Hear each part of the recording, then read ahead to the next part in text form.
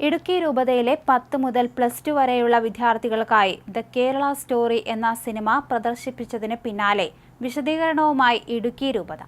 സംഭവം ചർച്ചയായതിന് പിന്നാലെയാണ് ഇടുക്കി രൂപതയുടെ വിശദീകരണം.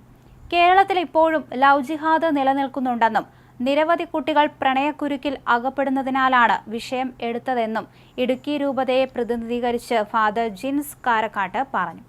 ക്ലാസ്സിലെ ഒരു വിഷയം പ്രണയമായിരുന്നു. ഇതുമായി ബന്ധപ്പെട്ട് സിനിമ കണ്ട് വിലയിരുത്താൻ കുട്ടികളോട് ആവശ്യപ്പെട്ടതാണ്. നിരവധി കുട്ടികൾ പ്രണയക്കുരുക്കിൽ അകപ്പെട്ടു പോകുന്നതിനാൽ ഈ വിഷയം എടുത്തു. അതിനെക്കുറിച്ചുള്ള ബോധവൽക്കരണം നൽകിയിട്ടുണ്ട്. സിനിമയിലെ പ്രമേയം പ്രണയമായതുകൊണ്ടാണ് ബോധവൽക്കരണത്തിന് ഉപയോഗിച്ചത്. വിവാദമായതുകൊണ്ട് തെരഞ്ഞെടുത്തത് അല്ലെന്നും വിശദീകരണം. വിശ്വാസോത്സവത്തിന്റെ ഭാഗമായാണ് ഇക്കഴിഞ്ഞ 4-ന് ഇടുക്കി രൂപത ദ കേരള സ്റ്റോറി പ്രദർശിപ്പിച്ചത്. രൂപതയിലെ 10 മുതൽ +2 വരെയുള്ള വിദ്യാർത്ഥികൾക്കായാണ് പ്രദർശനം നടത്തിയത്. അവധിക്കാലത്ത് നടത്തുന്ന വിശ്വാസോത്സവത്തിന്റെ ഭാഗമായിട്ടാണ് 10, 11, 12 ക്ലാസുകളിലെ വിദ്യാർത്ഥികൾക്കായി കേരള സ്റ്റോറി പ്രദർശിപ്പിച്ചത്. ഇത്തവണത്തെ വിശ്വാസോത്സവ പുസ്തകത്തിന്റെ വിഷയം പ്രണയമെന്നായിരുന്നു. ആക്ടിവിറ്റിക്ക് ലവ് ജിഹാദ് എന്ന പേര് നൽകിയാണ് കേരള സ്റ്റോറി ചർച്ച ചെയ്തത്. ദ കേരള സ്റ്റോറി കഴിഞ്ഞ ദിവസം ദൂരദർശനിൽ സംപ്രേഷണം ചെയ്തതിനെതിരെ വലിയ പ്രതിഷേധമുയർന്നിരുന്നു. മുഖ്യമന്ത്രി പിണറായി വിജയൻ അടക്കം നിരവധി പ്രമുഖരും അല്ലാത്തവരും സംഭവത്തിൽ പ്രതിഷേധം രേഖപ്പെടുത്തിയിരുന്നു. കേരളത്തെ ഇകഴ്ത്തി കാണിക്കാനുള്ള നീക്കമാണ് കേന്ദ്രത്തിൻ്റേത് എന്നാണ് പിണറായി അഭിപ്രായപ്പെട്ടത്.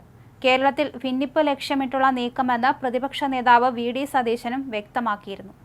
നഗ്നമായ പെരുമാറ്റച്ചട്ട ലംഘനമെന്നും തെരഞ്ഞെടുപ്പ് കമ്മീഷനെ സമീപിക്കുമെന്നും പ്രതിപക്ഷ നേതാവ് പറഞ്ഞിരുന്നു. വൻ വിവാദങ്ങൾ അഴിച്ചുവിട്ട ദ കേരള സ്റ്റോറി സിനിമ ബോക്സ് ഓഫീസിൽ മികച്ച കളക്ഷൻ നേടിയിരുന്നു. ആദർശ് ശർമ്മയെ നായികയാക്കി സുദീപ്തോ സെൻസ് രചനയും സംവിധാനവും നിർവഹിച്ച ദ കേരള സ്റ്റോറി ചിത്രം നിർമ്മിച്ചത് ബോളിവുഡ് നിർമ്മാതാവ് വിപുൽ അമർലാൽ ഷായായിരുന്നു. ചിത്രം ആകെ ഇന്ത്യയിൽ നിന്നും 225 കോടി നേടി. മെയ് 5-ന് ചിത്രം റിലീസായി. ട്രേഡ് അനലിസ്റ്റ് തരൺ ആദർശ് ഇതിന്റെ കണക്കുകൾ ട്വീറ്റ് ചെയ്തിരുന്നു. കേരള സ്റ്റോറി സിനിമ ദൂരദർശനിൽ പ്രദർശിപ്പിക്കുന്നതിനെതിരെ CPM സംസ്ഥാന സെക്രട്ടറി MV ഗോവിന്ദൻ തെരഞ്ഞെടുപ്പ് കമ്മീഷന് പരാതി നൽകിയിരുന്നു. കേരളത്തെയും പ്രത്യേക വിഭാഗത്തെയും മോശമാക്കി ചിത്രീകരിച്ച സിനിമ തെരഞ്ഞെടുപ്പ് നടക്കാനിരിക്കെ പ്രദർശിപ്പിക്കുന്നത് ധ്രുവീകരണ നീക്കം നടത്തി വോട്ട് നേടാനുള്ള ശ്രമമെന്ന് സംശയിക്കുന്നതായി CPM കുറ്റപ്പെടുത്തി. പ്രതിഷേധങ്ങൾക്കിടെയും കഴിഞ്ഞ രാത്രി 8-നാണ് ദ കേരള സ്റ്റോറി പ്രദർശിപ്പിച്ചത്.